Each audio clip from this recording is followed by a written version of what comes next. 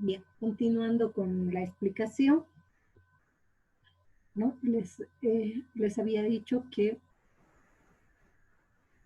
tenemos la patología que va a estar dada por las úlceras, que es la primera lesión que vamos a observar, ¿no? Y luego la colitis y la tifloapendicitis. Entonces, ¿cómo se van a producir estas úlceras? Les hablaba de una úlcera que va a producir primero una lesión a nivel de la mucosa, de la submucosa, la capa muscular, y recibe también una lesión o una úlcera en tipo de cuello de botella. Es porque está así, miren.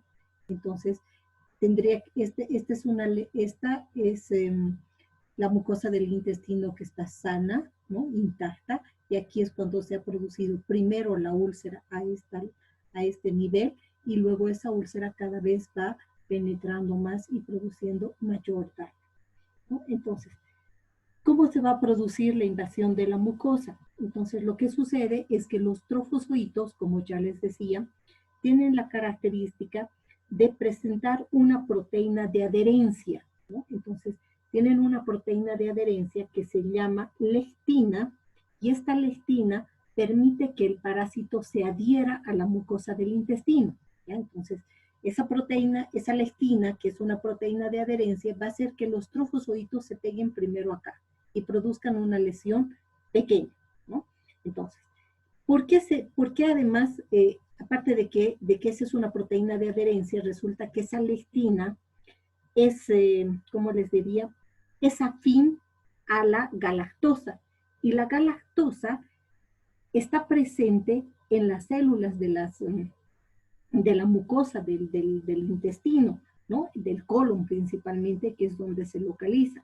Entonces, como esta lectina tiene afinidad por la galactosa, entonces tranquilamente se adhiere a estas mucosas y va produciendo la lesión que cada vez va penetrando más, ¿no? Entonces, primero se adhiere y es una úlcera superficial. Luego va cada vez ingresando más, y también actúan ciertas enzimas que se llaman enzimas líticas, que van produciendo la lesión y hacen que cada vez la lesión vaya siendo más profunda, más profunda.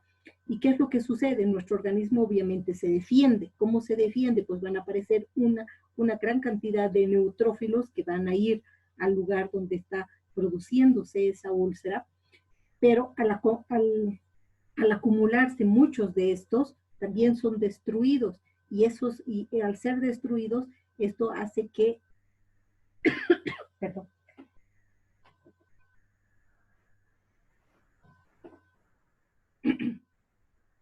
al ser destruidos hacen que se liberen también enzimas, y esas enzimas ayudan a que se produzca la lisis celular, es decir, la destrucción de la mucosa, y por eso observamos necrosis y un infiltrado, ¿no? Acá, por la lesión que está produciendo el parásito.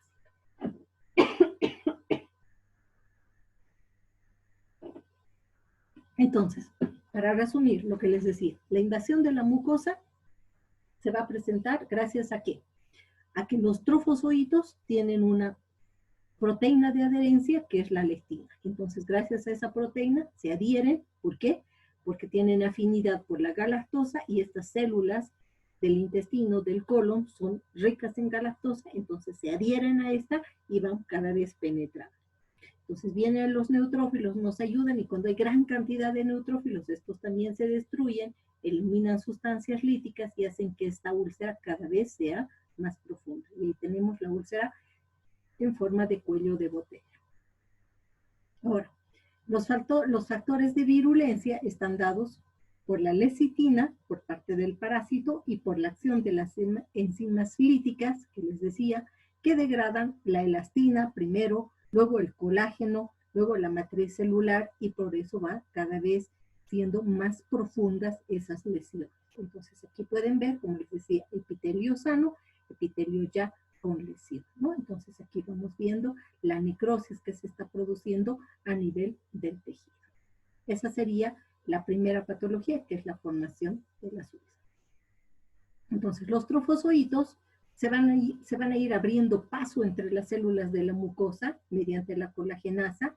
Las amebas van a pasar de la mucosa a la submucosa, van a seguir liberando una serie de enzimas como la hialuronidasa, la gelatinasa, ¿no? Y se va produciendo esa lesión, como les decía, se llama también úlcera en botón de camisa, porque es como si se estirara en cuello de botella con necrosis hasta llegar en un momento a la perforación. O sea, cada vez esa lesión es más profunda, que en un momento la mucosa se rompe, ¿ya? Y el parásito puede se libera, o sea, puede atravesar la mucosa del intestino, pero no solo sale él, sino también todo el contenido del intestino puede salir por esa lesión que se ha producido, y en ese caso se da una peritonitis. Ahora, ¿cómo se defiende el huésped? ¿Cómo se va a defender, no?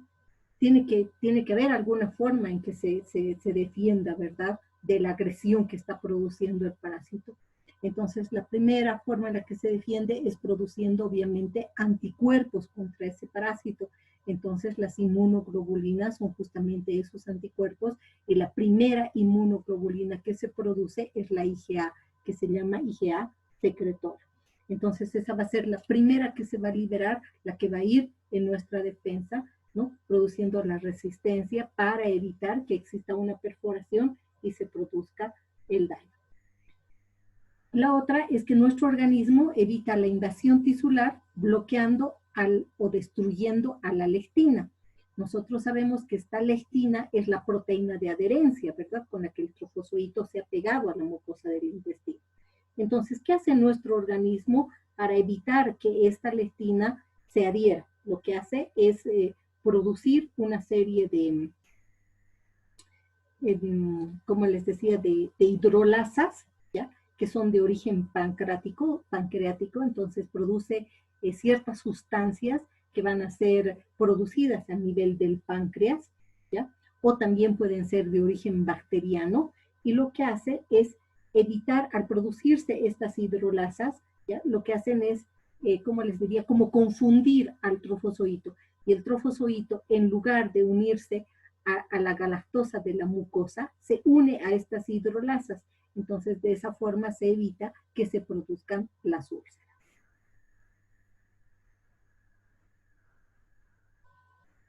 Aquí tenemos las úlceras amplias, ¿no? Se pueden localizar a nivel del iliocecal, del sigmoide, del recto, ¿no? Son microscópicas al inicio, bien chiquititas, luego cada vez van siendo más grandes, entonces hay hiperemia, edema y posteriormente la necrosis, y cada vez va creciendo. Luego tenemos la colitis amebiana fulminante, que es la otra patología. Observamos lesiones que crecen, ¿no?, van causando necrosis en grandes áreas, ¿no? Está asociado, el paciente va a presentar hemorragia, ¿no?, y constituye lo que se conoce como la forma ulcerativa generalizada. Entonces, como acá las lesiones, las úlceras son mucho más grandes, más profundas, sabemos que siempre donde hay una lesión, las bacterias aprovechan para producir daño. Y nosotros sabemos que a nivel del intestino hay flora microbiana, ¿verdad? Entonces esa flora microbiana, pues, aumenta la lesión que se va a producir en esa área, o sea, a nivel del colon. Y la tifloapendicitis es cuando se localizan a nivel del apéndice y el paciente presenta una sintomatología parecida a una apendicitis aguda, pero la forma de diferenciar una tifloapendicitis de una apendicitis aguda es que el paciente con tifloapendicitis va a presentar diarrea. En cambio, un paciente que presente solamente una apendicitis aguda no presenta diarrea. Pero en el caso de la tifloapendicitis, si hay diarrea, ¿por qué? Porque el paciente, porque el paciente tiene a la ameba histolítica y esta ameba histolítica está produciendo úlceras, ¿no? Y esas úlceras están dañando la mucosa del intestino, por lo tanto, la primera manifestación clínica que va a presentar el paciente va a ser la diarrea, y luego esta diarrea se va a tornar mucosanguinolenta, entonces va a presentar una disentería, asociada además a pujo, a tenesmo, dolor abdominal, todo ello, ¿no? Entonces, en una tifloapendicitis, ya va a haber, el paciente va a presentar al principio solamente diarrea, es decir, deposiciones líquidas, y posteriormente, porque el parásito no va a estar localizado solo a nivel del apéndice, sino también en el resto del colon, entonces ya va a presentar también una disentería.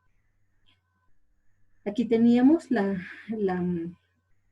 lesión que les decía en forma de cuello de botella, también se llama úlcera en botón de camisa, reciben esos dos nombres, cuello de botella y también botón de camisa por la prolongación que estamos, miren, aquí estamos observando, ¿no? Esta lesión. Por esto se llama botón de camisa y por esto cuello de botella, ¿no? Entonces la colitis ya está asociada a una lesión mucho más profunda, ¿no? Entonces aquí vemos, ¿no? Zonas de hiperemia, vamos a observar necrosis y que cada vez la lesión va siendo más profunda. Entonces aquí estaríamos frente a una colitis. Cuando el parásito ya logra atravesar la capa muscular, entonces vamos a tener una peritonitis y ya esa viene siendo la primera complicación. Se llama peritonitis séptica o química. Lo que va a producirse es una perforación del colon transverso, del sigmoides o del ciego, dependiendo dónde se haya localizado el parásito. Entonces, no solamente hay la salida del parásito, sino también, les decía, del contenido intestinal. Entonces, todo lo que viene en el intestino pasa a la cavidad peritoneal y el paciente presenta un cuadro de peritonitis que ya es obviamente más complicado. Estamos frente a la primera complicación y que puede ser causa de la muerte del paciente, especialmente si es desnutrido, ¿no? O tiene una deficiencia, una inmunosupresión, por ejemplo, si la paciente está embarazada, que hemos visto que son, que hacen que el hospedero sea más susceptible a adquirir la enfermedad y obviamente a que esta se complique y se presente ya o una peritonitis o una ameboma o ya otras lesiones, ¿no? Ahora, si ustedes revisan la literatura, van a ver que el ameboma, algunos autores indican que es una patología y otros autores dicen es una complicación. ¿Por qué hay esta disyuntiva en que si es una complicación o si es una patología? Nosotros entendemos que una patología es cuando el parásito todavía está en el intestino y una complicación es cuando ya ha perforado el intestino, produciendo la primera complicación que sería la peritonitis y luego a través de la sangre ha migrado hacia otros órganos, ¿verdad? Entonces, ¿qué sucede con el ameboma?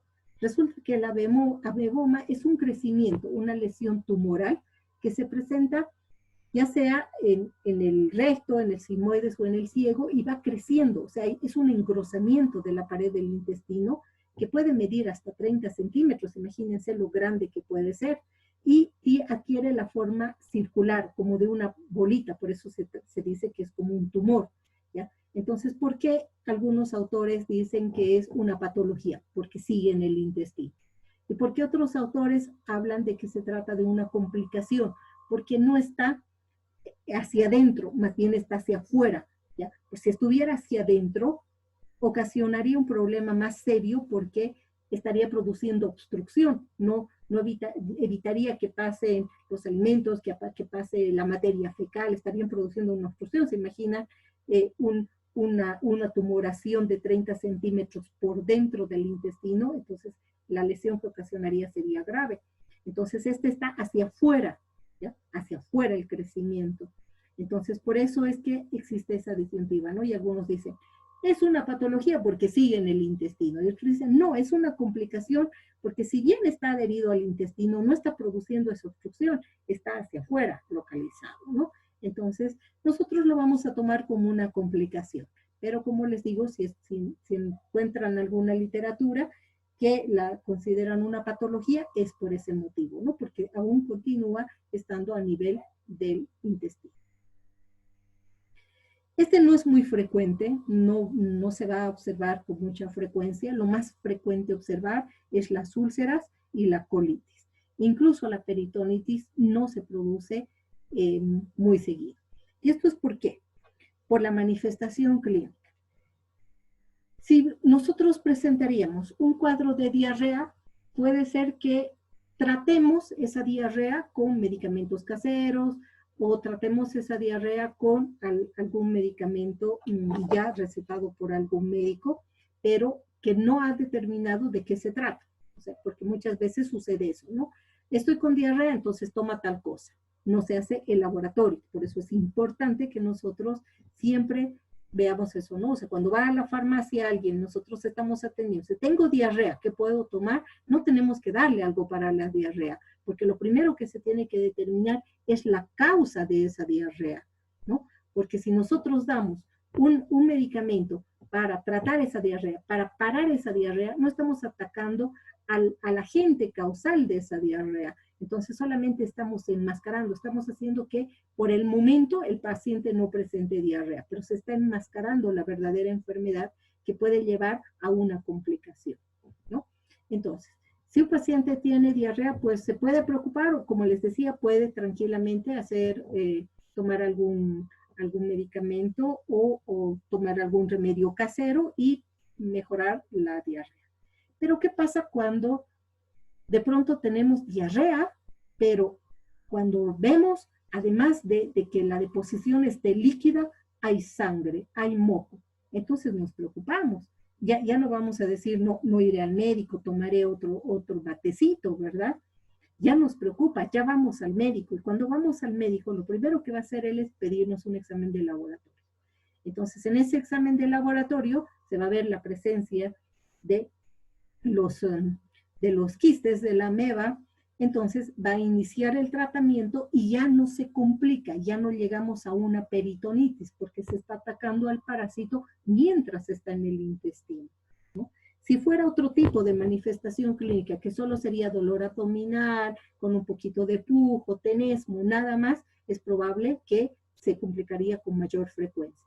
Pero justamente habíamos visto al principio que la infección es más común que la enfermedad. ¿Por qué? Porque las manifestaciones clínicas que presenta el paciente hace que éste se preocupe y que vaya al médico, porque no va a ser nada normal y va a ser motivo de preocupación que de pronto observemos en nosotros o en nuestros niños, ¿no? Una deposición no solamente líquida, sino que además tenga moco y sangre, que es lo que se va a presentar en el caso de una amebiasis. Aquí tenemos, este es el ameboma, miren el crecimiento que les decía que puede tener hasta 30 centímetros y como les indicaba, está pegado al intestino, pero por fuera, ¿no? Entonces, si bien produce un cuadro obstructivo aquí a este nivel que va a producir ciertos malestares en el paciente, pero sería grave si estuviera dentro, ¿verdad? O sea, ahí sí realmente sería bastante complicado, ¿no? Entonces el médico en la auscultación puede llegar a palpar o se pide o pedirá un examen de imagenología para poder observar esta tumoración que puede presentarse en caso del ameboma.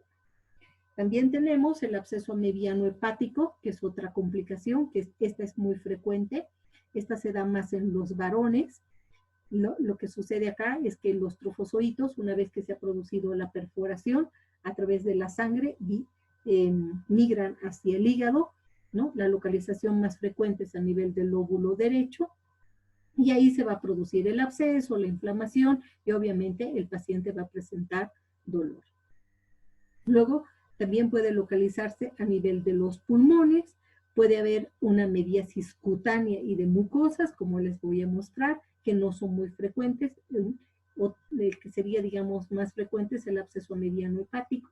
Y también se puede producir un absceso cerebral amebiano o lo que se conoce como una meningoencefalitis amebiana secundaria, ¿ya? Secundaria, ¿por qué? Porque primero el parásito ha producido lesión a nivel de la mucosa del intestino y luego recién ha migrado hacia el cerebro para producir esta encefalitis o ese absceso cerebral, ¿no?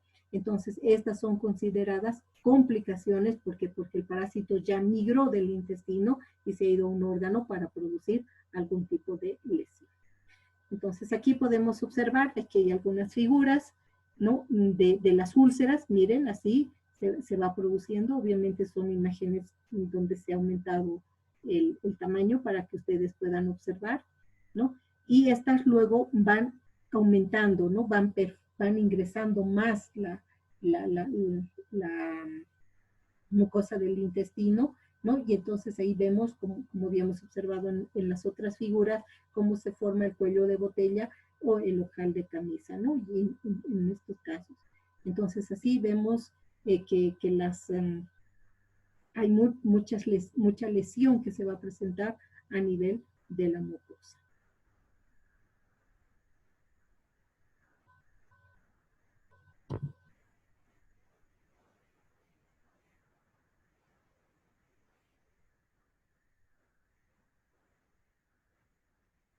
Aquí tenemos, dijimos que podía haber una lesión a nivel cutáneo. Miren, esto obviamente está asociado a pacientes con desnutrición. Aquí tenemos un paciente completamente desnutrido. Miren cómo se pueden ver las costillas. Aquí incluso en las uñas se puede ver la anemia que presenta. Aquí está todo el exudado amarillento. Se observa necrosis del tejido y hay una coloración mucho más oscura, ¿verdad? La inflamación que se ha producido con el exudado amarillento, ¿no? Y aquí ya pues es a nivel de su mucosa muscular, ¿no? Las lesiones realmente complicadas que se pueden presentar, ¿no? Aquí también vemos ya una fotografía de imagenología, ¿no? Aquí tenemos la colitis, ¿no? Es así como se van produciendo. Hay es la colitis amibiana fulminante, ¿no? Aquí incluso gangrenosa, que observamos gran cantidad de exudado amarillento, miren, bastante, ¿no? Por la lesión que está produciendo el parásito. Aquí está el ameboma, aquí todavía chiquitito, ¿no? Cuando el médico lo ha encontrado en intraoperatorio, ¿no? Ahí está. Entonces eso lo van a extraer, van a sacar, y es así, ¿no? Lo que se localiza y que también vimos en las anteriores figuras. Entonces aquí hay tejido edematoso, fibroso, hay un infiltrado linfoplasmocitario, va a haber la presencia de eosinófilos a nivel local, obviamente, ¿no? Pero muchas veces no se encuentra aquí al trofozoito, sino lo que se observa es la lesión que se ha producido.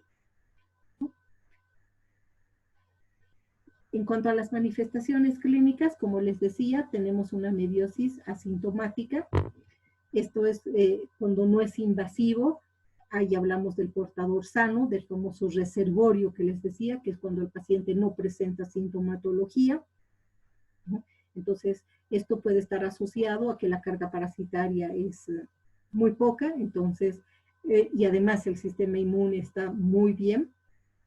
Por lo tanto, las inmunoglobulinas, las hidrolasas, todas han actuado y han evitado que se produzca una lesión y por lo tanto el paciente no está presentando la sintomatología.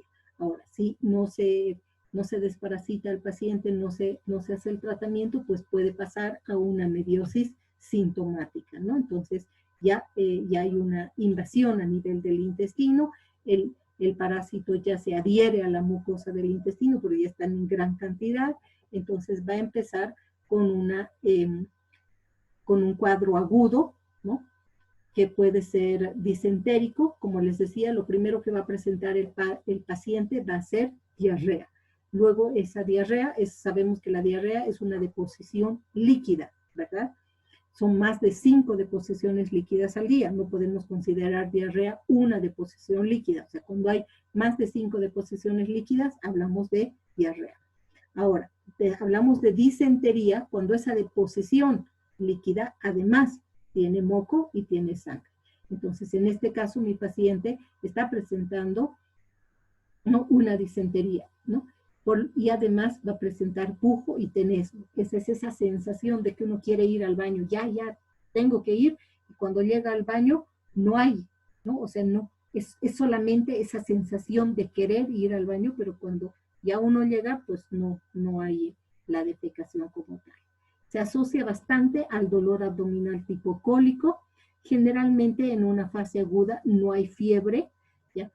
Cuando aparece la fiebre es cuando ya hay una infección producida por bacterias, como les decía, cuando la úlcera ya es grande, entonces hay una herida y las bacterias aprovechan, entonces aparece la fiebre, pero la fiebre no es debido a la parasitosis, sino a la infección que están produciendo las bacterias. Luego tenemos una fase crónica, que puede ser no disentérica, de evolución prolongada, consecutiva obviamente a la fase aguda, porque siempre vamos a tener primero una fase aguda, luego una fase crónica, sigue el dolor abdominal en la fase crónica, hay cambios en el ritmo de la defecación para continuar los síntomas gástricos y se evoluciona esto a unas complicaciones. ¿Por qué ya no hay disentería? Porque el parásito ya está más adentro, ¿no? Ya está produciendo una colitis. Cuando el paciente está presentando esta manifestación aguda o disentérica, cuando se encuentra todavía en la úlcera, cuando solamente hay una ulceración. Cuando esa úlcera va siendo cada vez más profunda, va produciendo lesión cada vez mayor, entonces ya estamos frente a una colitis y puede ser que la diarrea o la disentería disminuya, ¿no? O llegue incluso a desaparecer. ¿Por qué? Porque el parásito ya está más adentro, ¿no? Y obviamente esto puede evolucionar a una complicación. ¿Por qué? Porque en algún momento va a perforar el intestino y va a producir primero la peritonitis y luego la migración. O sea, la peritonitis va a estar asociada ¿a qué? Al tamaño de la lesión que se produzca, porque les dije que no solamente va a ser el parásito el que va a salir a través de esa lesión que produzca, sino también el contenido del intestino produciendo una peritonitis, ¿verdad? Pero puede producirse, o sea, lo que puede pasar es que las lesiones no sean muy grandes, atraviesen los trofozoitos y estos vayan y se localicen en hígado, en el cerebro o en los pulmones. Aquí tenemos una lesión, este es el absceso, ahí dijimos a nivel del lóbulo derecho, principalmente que se puede localizar, es más común en los varones, ¿no? Y generalmente las bacterias que aumentan la sintomatología y el daño que va a producir el parásito, pues son la Escherichia coli, los enterococos, los estafilococos y los estreptococos.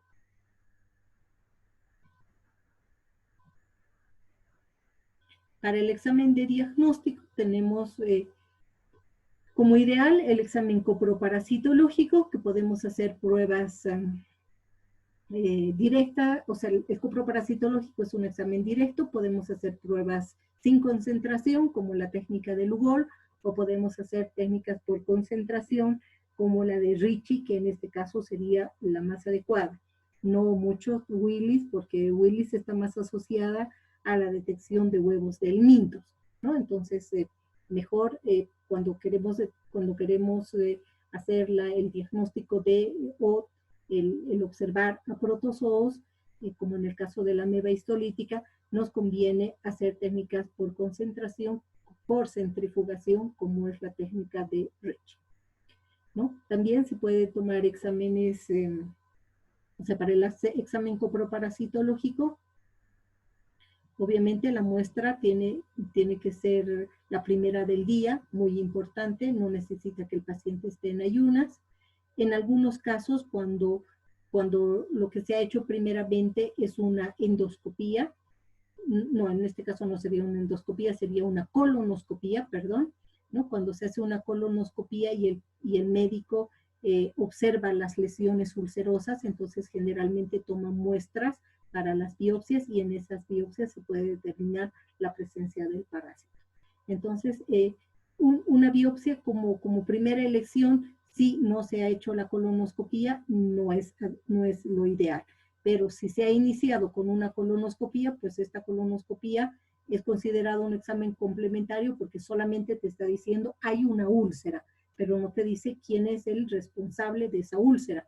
Entonces necesariamente tiene que tomar una muestra para realizar la biopsia y en ese corte histológico pues se va a observar al parásito y se va a poder determinar quién es el responsable de esas úlceras que está presentando el paciente. Entonces, como examen directo, ideal, el parasitológico, ya les dije, en caso de que se obtenga por colonoscopía la muestra, se puede hacer una biopsia, y luego están los exámenes indirectos. Entre los exámenes indirectos, el que más se utiliza es el ELISA. Si bien también se puede hacer una hemoglutinación, ¿no? Una inmunoabsorción, inmunofluorescencia o inmunoelectroforesis, lo que más se utiliza en nuestro medio es el ELISA. Y se utilizan dos ELISAs, el ELISA directo y el ELISA indirecto. Entonces, el ELISA directo sabemos que nos sirve, seguramente eso ya van a ver con la doctora Rocío, ¿ya? Las pruebas indirectas son las que nos sirven para ver anticuerpos, ¿no? Los exámenes directos nos permiten ver al parásito. Esa es la diferencia entre un examen directo y un indirecto. El examen directo te permite ver al parásito. Entonces, ¿qué voy a ver en la materia fecal? A los trofozoitos, a los quistes, ¿no? Si es muestra recién emitida, disentérica o diarreica, seguro que voy a observar trofozoitos. Si es una muestra que ha estado más tiempo, ya no voy a ver a los trofozoitos, voy a ver a los quistes, ¿no? Entonces, esa es la característica de un examen directo, que me permite ver al parásito. En cambio, un examen indirecto no me permite ver al parásito, sino me permite determinar los anticuerpos que mi paciente ha formado. ¿Contra quién? Contra el parásito. Entonces, hay dos tipos de ELISA, el ELISA directo que detecta antígenos y el ELISA indirecto que detecta anticuerpos. Cuando yo voy a hacer un ELISA directo, la muestra va a ser materia fecal, porque tengo que detectar a los antígenos. Y cuando voy a hacer un ELISA indirecto, la muestra tiene que ser sangre, porque voy a detectar a los anticuerpos. ¿Se entiende eso? ¿Han visto ya esto de los ELISAs? Estamos avanzando recién, doctora. Ah, ya. ¿No? Pero eso es muy importante que ustedes sepan eso, ¿no? O sea, cuando se realiza un ELISA directo, entonces, como les digo, es para la detección de antígenos. Y un ELISA indirecto para la detección de anticuerpos, ¿no? Como el antígeno, ¿por qué cuando se hace un ELISA directo la muestra es heces? Porque el antígeno está en el parásito y el parásito está saliendo en la materia fecal. ¿Se dan cuenta? Por eso mi muestra tiene que ser heces. Pero si yo lo que quiero detectar es anticuerpo, el anticuerpo, ¿dónde se forma? En la sangre. Entonces tiene que ser la muestra sangre para que yo detecte los anticuerpos. ¿Se dan cuenta? ¿Sí? ¿Se entiende? Sí, doctora. Sí, doctora, se entiende. Ok, bien. Y estos exámenes complementarios se llaman complementarios porque no nos van a permitir saber cuál es el agente causal que está produciendo la lesión. Solamente nos muestran la lesión que se ha producido. El caso de la úlcera, la colitis, el absceso hepático, pero no nos dice quién es el responsable de esa lesión, ¿ya? Entonces, un examen de diagnóstico les tiene que permitir a ustedes decir, se trata de tal parásito, ¿no? Para empezar, les va a decir si esa lesión que se está produciendo es a causa de un parásito o no. Es lo primero que te tiene que decir. ¿Es un parásito o no? Y si te dice que es un parásito, te tiene que decir el nombre. Es tal parásito. Entonces, ese es un examen de diagnóstico. Aquel que te va a permitir saber si esa lesión que está presentando el paciente es producida o no por un parásito. Y si es producida por un parásito, ¿cuál es el nombre de ese parásito que está produciendo la lesión? En cambio, un examen complementario te dice, hay una lesión. Ok, pero ¿quién está produciendo la lesión? No sé. ¿Quién te va a permitir? Con la colonoscopía han visto la lesión, han visto la úlcera. ¿Qué te va a permitir determinar quién es el que está produciendo la úlcera? La biopsia, ¿no? Lo mismo con la sigmoidoscopía y con el estudio radiológico en el caso de que se trate de una amebiosis pleuropulmonar. Entonces, la lesión está a nivel de pulmón. Pero ¿quién está produciendo? No voy a poder tomar una muestra de pulmón. Entonces, ¿qué voy a hacer? Una prueba de ELISA. Esa prueba de ELISA que voy a hacer será un ELISA directo o un ELISA indirecto.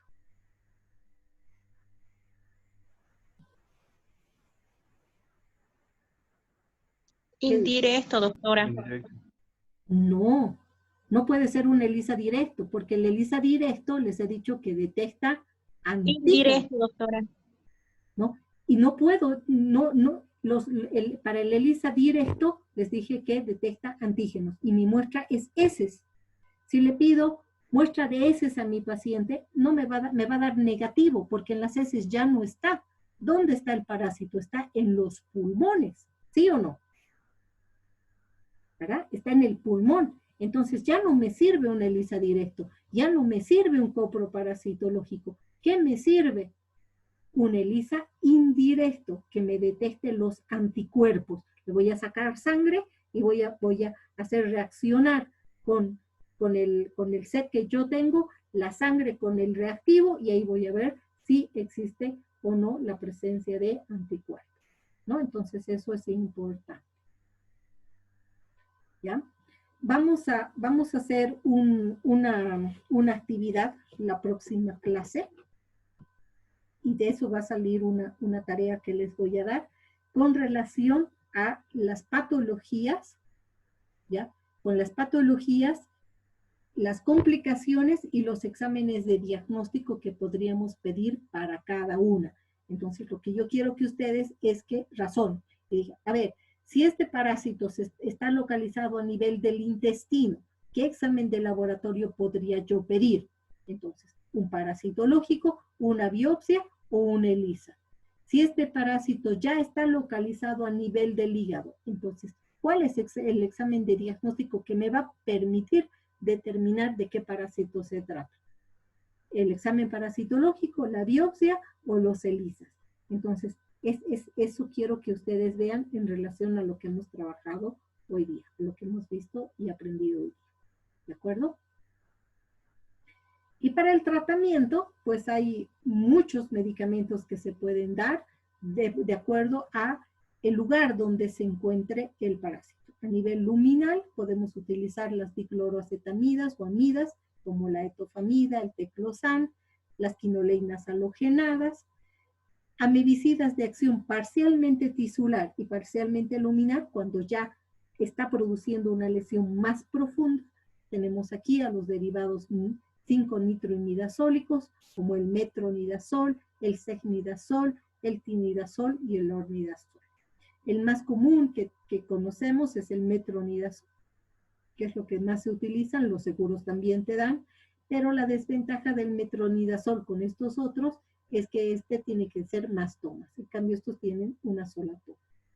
Luego tenemos amebicidas de acción exclusivamente tisular y también en algún caso que pueden necesitar algún tratamiento quirúrgico. Bien, con eso hemos terminado, creo que justo antes de que se acabe el tiempo.